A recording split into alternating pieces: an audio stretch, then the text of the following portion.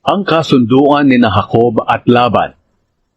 Sumagot si Laban, "Ang mga babaeng iyan ay anak ko, at ang mga anak nila ay mga apo ko, at ang mga hayop na iyan ay akin din. Lahat ng nakikita mo ay akin. Pero ngayon, ano pa ang magagawa ko sa mga anak at apo ko? Ang mabuti siguro gumawa tayo ng kasunduan. Magtayo tayo ng batong magpapaalala sa atin at magpapatunay ng kasunduan natin." Kaya kumuha si Jacob ng malaking bato at itinayo niya ito bilang alaala.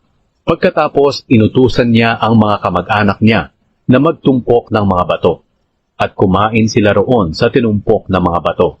Pinangalanan ni Laban ang tinumpok na mga bato na Jegar sa Haduta, pero pinangalanan ito ni Jacob na Galeed. Sinabi ni Laban, "Ang mga batong ito na tinumpok ang magpapatunay sa kasunduan nating dalawa." Ito ang dahilan kung bakit pinangalanan itong tinumpok sa Galeed.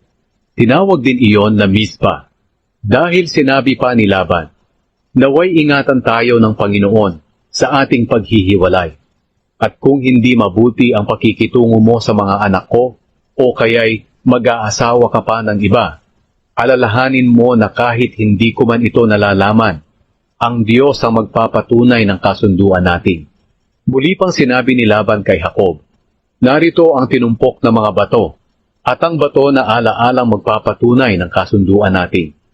Ang mga tinumpok na batong ito at ang bato na alaala ang siyang magpapatunay ng ating kasunduan na hindi ako lalampas sa tinumpok na mga batong ito para lusubin ka, at hindi ka rin lalampas sa tinumpok na mga batong ito at sa bato na alaala para lusubin ako. Naway ang Diyos ng lolo mong si Abraham at ang Diyos ng aking ama na si Nahor, na siya ring Diyos ng kanilang amang si Tera, ang siyang humatol sa ating dalawa." Nakipagkasundo rin si Jacob kay Laban sa pangalan ng Diyos na iginagalang ng ama niyang si Isaac. Naghandog si Jacob ng hayop doon sa bundok, at tinawag niya ang mga kamag-anak niya para kumain. Kinagabihan, doon sila natulog sa bundok. Kinabukasan, maaga pa ay hinagkan ni Laban at binasbasan ang mga anak at apo niya, at umalis siya pauwi.